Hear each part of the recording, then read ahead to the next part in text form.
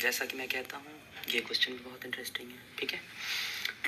देखिए हर क्वेश्चन में एक अलग अलग मेथड में बता रहा हूँ, ठीक है। मतलब सॉल्व करने का भी मैं क्वेश्चन को बड़ा इसलिए कर रहा हूँ कि आपको दिमाग में एक आइडिया जनरेट हो जाए कि क्वेश्चन को सॉल्व कैसे करते हैं, समझते कैसे, ठीक है। ये मत सोचो कि बहुत ज़्यादा मिनट का वीडियो है, इतना छोटा सा क्वेश्चन था, इतनी छोटी प्रॉब्लम थी। प्रॉब्लम छोटी होती है जब उसको अच्छे से समझ लेते हैं तो वही छोटी प्रॉब्लम और छोटी होती है, लेकिन बड़ी प्रॉब्लम सॉल्व करने के लिए छोटी प्रॉब्लम को और अच्छे से सॉल्व समझना होता है, ठीक है। तो चलिए हम इसे देखते हैं ये क्वेश्चन हमें कैसे करना है, ठीक है। चलिए इन्होंने एक फंक्शन दे रखा था v का, किसके टर्म में, t के टर्म में, ठीक है।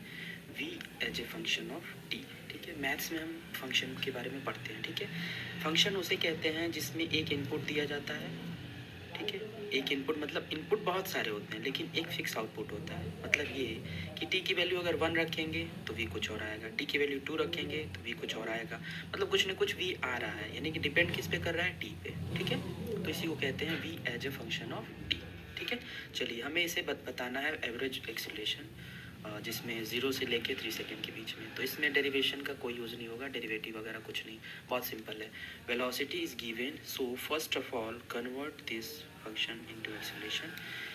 ये तब होगा जब हमें कुछ इन्फॉर्मेशन नहीं दिया हुआ होगा, तो इसे अभी हम पेंडिंग में डालते हैं। मतलब इसका कोई खास रोल नहीं है इस क्वेश्चन में, मैंने ऐसे लिख दिया था, ठीक है, समझने के लिए। तो देखिए इस क्वेश्चन में क्या दे रखा है, चलिए सबसे पहले इस क्वेश्चन में क्या दे रखा है हम ये देखते हैं। टी इनिशियल देखिए 0 से 3 सेकेंड के बीच में इन्होंने कहा है ना, 0 से 3 सेकेंड के बीच में बताइए भैया एवरेज एक्सीलरेशन क्या होगा। मतलब लगभग क्या रहा होगा। जैसे क्लास में जैसे हमारे बहुत सारे बच्चे होते हैं जिन किसी के 10 मार्क्स हैं, किसी के 15 हैं, किसी के 12 है, किसी के कुछ हैं। तो उन सबको ऐड करके समेशन करके नंबर ऑफ स्टूडेंट से डिवाइड करते हैं तो एवरेज होता है ना, कि एवरेज बच्चों का लगभग 17 के आसपास नंबर रहा, ठीक है। तो उसी तरह से हम इस क्वेश्चन को समझेंगे। तो टी इनिशियल दे रखा है इन्होंने, टी फाइनल दे रखा है, हमें वी इनिशियल चाहिए, वी फाइनल चाहिए। भैया वी कैसे निकालें, तो अच्छे से आपको पता होगा कि जब टाइम हमारा स्टार्ट होता है तो हम जो करते हैं वो भी काम भी हमारा स्टार्ट होता है। तो टी इज इक्वल टू 0 पे वी तो कुछ रहा होगा ना, कुछ तो रहा होगा, ठीक है। तो ये हमें वी इनिशियल वी फाइनल मिल जाए तो फॉर्मूला क्या होता है, एवरेज एक्सीलरेशन का change in velocity upon change in time, यानी कि V final minus V initial upon V T final minus T initial, ठीक है। तो देखिए यहाँ पे ये फंक्शन दे रखा है v is equal to 2t square minus 4t। अभी मैंने बताया भी फंक्शन क्या होता है, क्यों होता है, थोड़ा सा मैंने एक फ्लेंस दिया था, ठीक है। तो चलिए अब हम इसमें क्या करते हैं, t इज इक्वल टू 0 रखते हैं।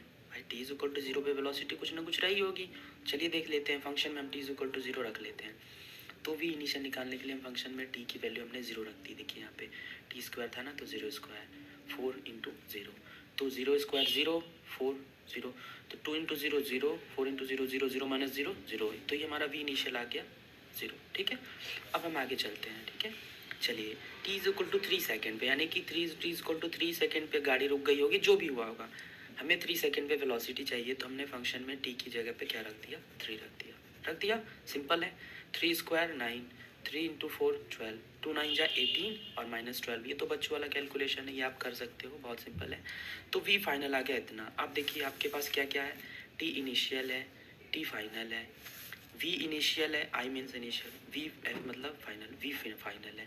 सिंपल फॉर्मूले में आप इसे रख दो। जब आपने v फाइनल रखा 6, अपने v फाइनल 6 रख दिया, और v इनिशियल हमारा क्या है, देखिए ध्यान से 0 निकाल रखा है, तो v फाइनल रखा 6 और माइनस वी इनिशियल 0। उसी तरह से टी फाइनल हमारा देखिए ध्यान से, टी फाइनल यहाँ पे हमने कंसीडर कर रखा है, टी फाइनल 3 सेकेंड है, तो हमने क्या रखा 3, और टी इनिशियल हमने क्या कंसीडर कर रखा है 0, ठीक है। कंसीडर मतलब दिया हुआ है, उसने हमने मान लिया था।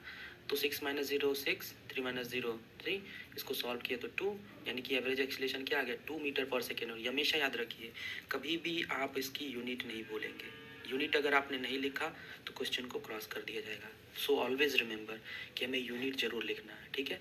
तो एवरेज एक्सीलरेशन आ गया, कितना सिंपल क्वेश्चन था।